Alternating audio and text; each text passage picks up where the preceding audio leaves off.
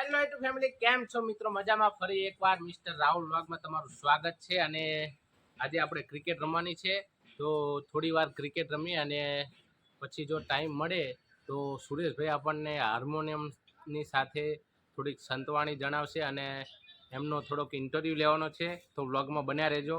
ચાલો મળીએ, ક્રિકેટ રમીએ છીએ.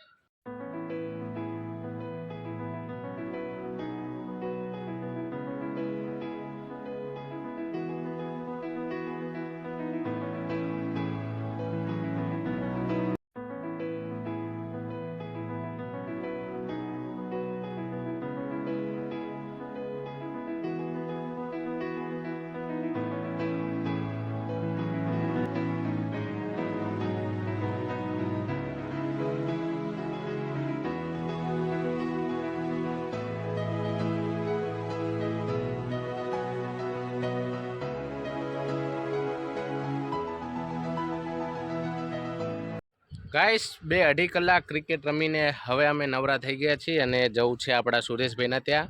સુરેશભાઈનો કોલ આવી ગયો છે કે હાર્મોનિયમ રેડી કરી નાખ્યું છે, તો તમે ફટાફટ આવી જાઓ. તો મળીએ સુરેશભાઈના ઘરે જઈને.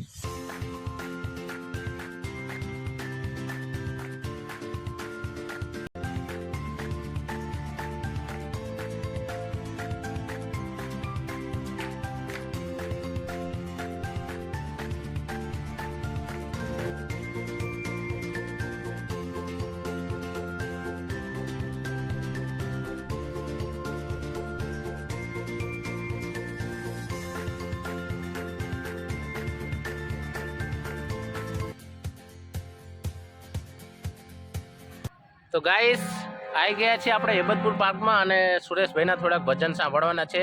તો વ્લોગમાં બન્યા રહેજો. સુરેશભાઈના ભજન સાંભળીએ. ચાલો. હલો, જય માતાજી ફ્રેન્ડ્સ, જય નારાયણ. અને આજે રાહુલભાઈના વ્લોગની અંદર આપણે હાજરી આપી છે, ત્યારે સંતવાણીને લગતા થોડાક ભજન મને ગમે છે. સદગુરુજીની પુરાણ દયા વિના સપને મળે નહીં સત્સંગ. સદગુરુજીની પુરાણ દયા વિના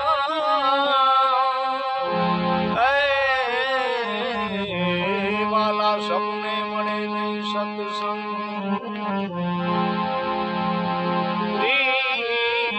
જોઈ મારા નાથની દયા ભક્તિ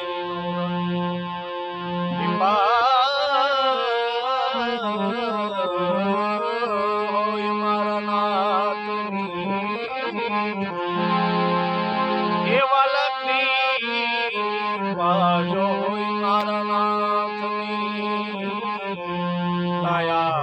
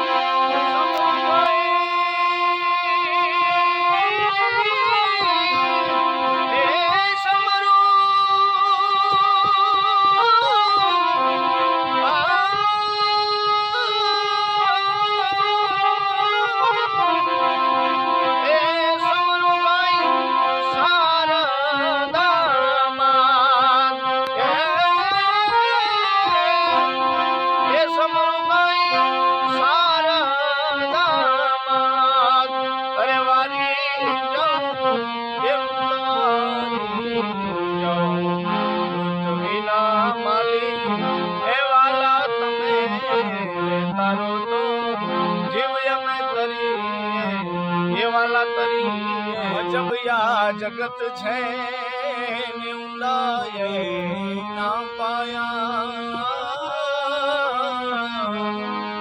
અરે અજબ આ જગત છે ને ઊંડાએ ના પાયા બધું જાણવા છતાં મિલાતી નથી માયા એ બધું જાણવા છતાં મિલાતી નથી માયા એ માયા રે માયા રે માયા રે માયા રે બધું જાણવા છતાં મિલાતી નથી માયા સયર મોરી રે